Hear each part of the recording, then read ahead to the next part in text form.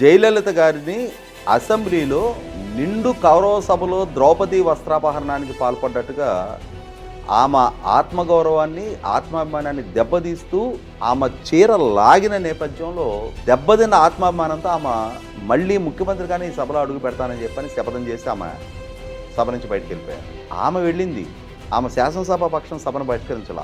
అలాగే కరుణానిధి గారు కూడా గతంలో వలువారు కొట్టమని చెప్పని ఒక ఆడిటోరియం ఉంటుంది చెన్నైలో. ఏదో సంఘటన జరిగింది, ఎగ్జాక్ట్గా ఏ సంఘటన కారణంగా ఆయన శపథం చేశారో తెలియదు కానీ మళ్ళీ ముఖ్యమంత్రిగానే వలువారు కొట్టంలో అడుగు పెడతానని చెప్పని శపథం చేశారు. ఆయన మళ్ళీ ముఖ్యమంత్రిగా ఎంపిక అయిన తర్వాత ఆయన వలువారు కొట్టంలోకి అడుగుపెట్టారు. ఎన్టీ రామారావు గారు, జమ్మలమడుగు శివారెడ్డి గారు మాజీ మంత్రి, ఇక్కడే సస్యాయనమాగంలో ఆయన హత్య జరిగిన నేపథ్యంలో ఆనాడు కడప జిల్లా నుంచి హోంమంత్రిగా ఉన్న మైసూరారెడ్డి గారి ప్రోద్బలంతో ఈ హత్య జరిగింది అని చెప్పని, మైసూరారెడ్డి గారిని రాజీనామా చేయాలి అని చెప్పని నాడు ప్రతిపక్ష నాయకుడిగా అసెంబ్లీలో ఆయన నినదిస్తున్న సందర్భంగా నాడు అధికారంలో ఉన్న కాంగ్రెస్ పార్టీ ఆయన పట్ల అవమానకరంగా వ్యాఖ్యానించిన నేపథ్యంలో, ఆయన అవమానించిన నేపథ్యంలో ఆ రోజు ఎన్టీ రామారావు గారు మళ్ళీ ముఖ్యమంత్రిగానే ఈ సభలో అడుగు పెడతానని చెప్పని సభను బహిష్కరించారు. 76 మంది సభ్యులున్న తెలుగుదేశం శాసనసభ పక్షంలో ఆయన ఒక్కరూ సభను బహిష్కరించారు.